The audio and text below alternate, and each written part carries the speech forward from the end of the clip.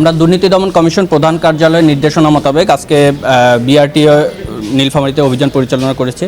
আমরা প্রথমে এসে এখানে ছদ্মবেশে এখানে দালালের তৎপরতা নিয়ে আমাদের কাছে একটা সুনির্দিষ্ট অভিযোগ ছিল। আমরা সেটা দেখার জন্য ছদ্মবেশে এখানে বেশ কিছু সময় আমরা ছদ্মবেশে ঘোরাঘুরি করি এবং এখানে বেশ কিছু দালালের আমরা আমাদের কাছেই তারা আমরা যখন সেবা নিতে গেছি সাধারণ মানুষ হিসাবে তারা আমাদের কাছে অতিরিক্ত পয়সা দাবি করছে এবং তারা বলছে যে অফিসেই আসা লাগবে না, তারা কাজ করে দিবে।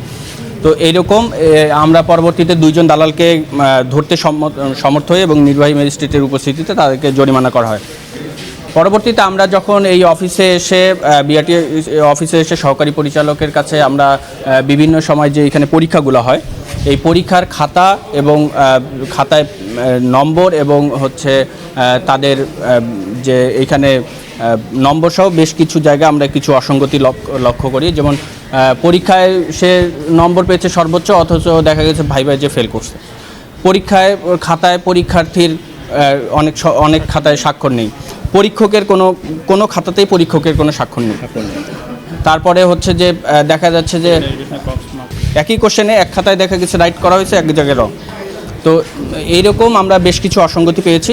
এছাড়া আমরা তথ্য কালেকশন করতেছি, রেকর্ডপত্র পর্যালোচনা করে আমরা আমাদের প্রতিবেদন আমাদের কমিশন বরাবর দাখিল করব। তাদের অপরাধটা হচ্ছে যে এই দুইজন এই বিআরটি অফিস চত্বরেই তারা ব্যবসা করে ছোটোখাটো, কিন্তু ব্যবসার আড়ালে তারা দেখা যায় যে মানুষজন যখন সেবা নিতে আসে তাদের কাছে যায়, তারা দেখা যায় যে তারা ওই অফিসে আসতে না বলে দেখা যায় তারাই বলে যে কোথায় যেতে হবে, কিভাবে কাজটা করতে হবে এবং অনেক সময় বলে যে আপনার আসার দরকার নাই, আপনি কাগজপত্র দিয়ে যান, বাড়তি কিছু টাকা পয়সা হলে তারা কাজটা করে দিবে। এইটাই ছিল তাদের অপরাধ। আমরাও যখন এই ছদ্মবেশে সেবা নিতে গেছি তারা আমাদের কাছেও সেম অতিরিক্ত অর্থ দাবি করে আর কি। এখানে আজকে দুদকের অভিযান পরিচালিত হচ্ছে, সকাল থেকে দুজনকে ওনারা আটক করেছেন। এরা কিন্তু কোনোভাবে আমার অফিসের সাথে সম্পৃক্ত বা অফিসে কাজ করে এমন না, এরা বাইরে দুটো খোলামেলা দোকান নিয়ে বসেছেন এবং দোকানের মাধ্যমেই তারা দোকানে যে গ্রাহকরা আসেন এই গ্রাহকদের কাছ থেকেই তারা আসলে কাজের মাধ্যমে কিছু আয় করার চেষ্টা করেন, যেটা সম্পর্কে আমি আসলে এখানে আসলে খুব বেশি সময় কর্মরত নাই, খুব বেশি দিন হয়নি এসেছি, আমি অবগত ছিলাম না। তো আজকে আমি অবগত হলাম এবং তারা যেহেতু এই কাজগুলো ওখান থেকে সংগ্রহ করার চেষ্টা করতেছে, তারা যদি এই কাজগুলো যদি অফিসের কারোর মাধ্যমে করিয়ে নেওয়ার চেষ্টা করে সেটাও আমি খতিয়ে দেখব। যদি অফিসের কেউ এই কাজগুলোর সাথে জড়িত থাকে আনঅফিসিয়ালি, এটা তো সে অফিসিয়াল সরকারি চাকরি করতে পারে না।